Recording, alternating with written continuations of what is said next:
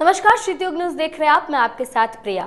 मुख्यमंत्री नीतीश कुमार के राष्ट्रगान के दौरान हाथ जोड़ने और मुस्कुराने के बाद राजद लगातार नीतीश कुमार के इस्तीफे की मांग कर रही है। कह रही है कि नीतीश कुमार ने राष्ट्रगान का अपमान किया है। इसके बाद अब जेडीयू के बड़े नेता और बिहार सरकार के मंत्री अशोक चौधरी का बड़ा बयान आया है।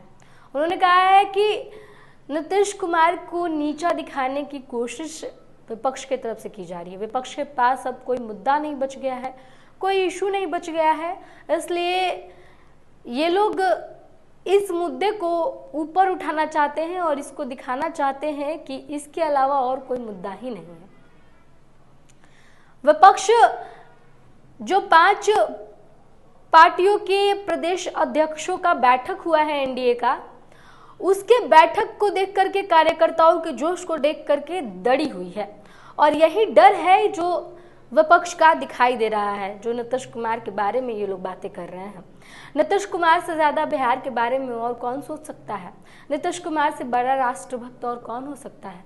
नीतीश कुमार ने बिहार के लिए, बिहार के लोग बिहार का पर गौरव करे, इसके लिए क्या नहीं किया?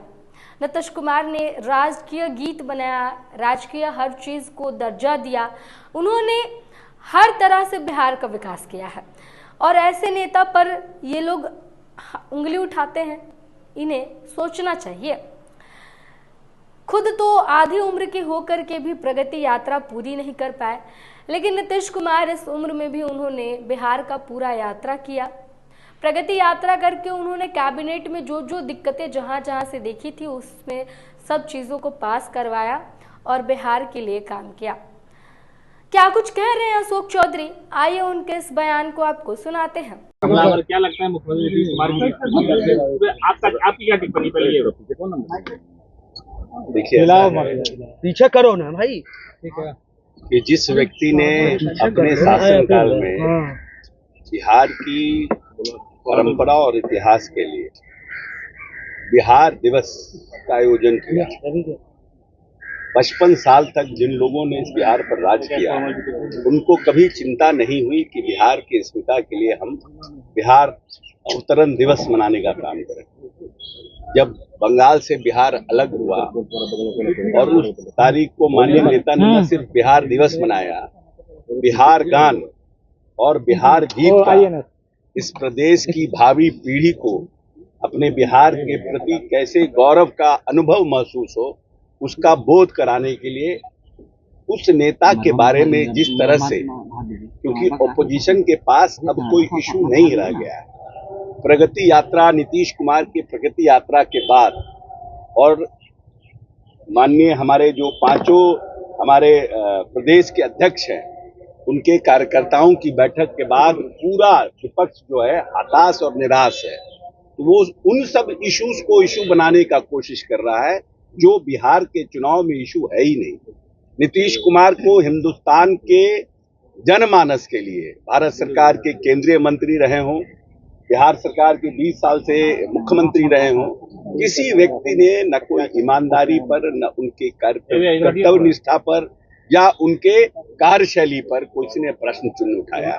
अब राष्ट्रगान के ऊपर जिस तरह का इशू इन लोगों ने क्रिएट किया है, तो ऐसा लगता है कि नीतीश कुमार से राष्ट्र विरोधी कोई है ही नहीं। ये तो कभी कभी जाने अनजाने में कुछ घटनाएं इस तरह की हो जाती है, जिसका आदमी,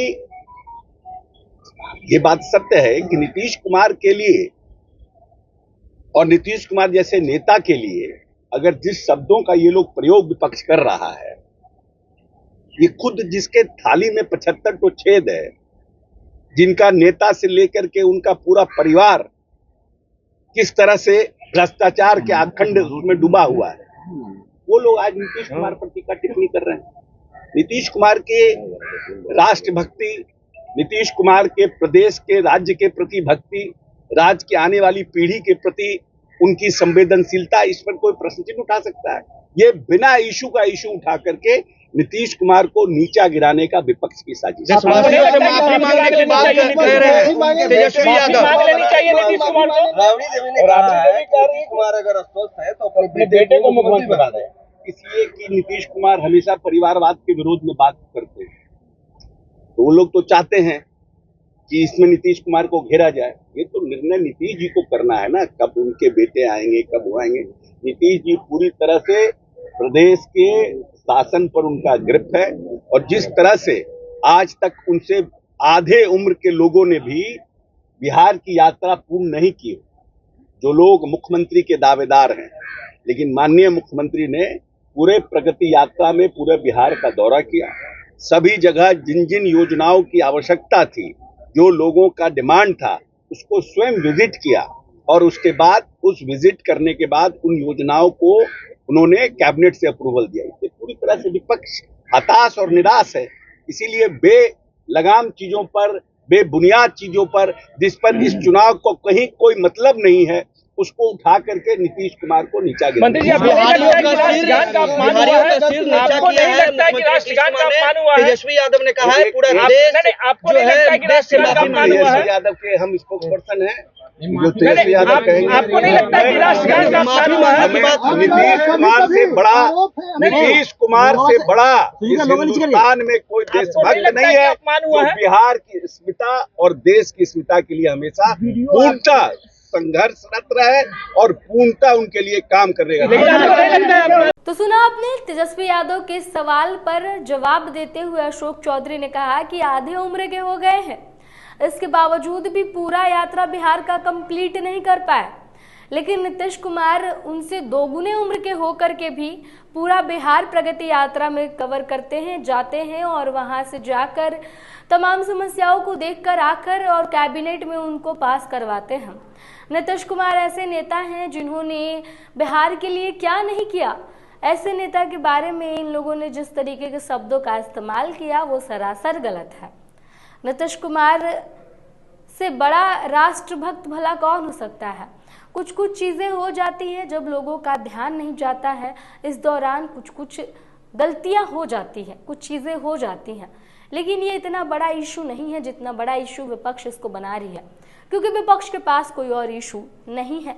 ये तमाम बातें कहते हुए नजर आए नीतीश कुमार के चहेते और बिहार सरकार के मंत्री अशोक चौधरी।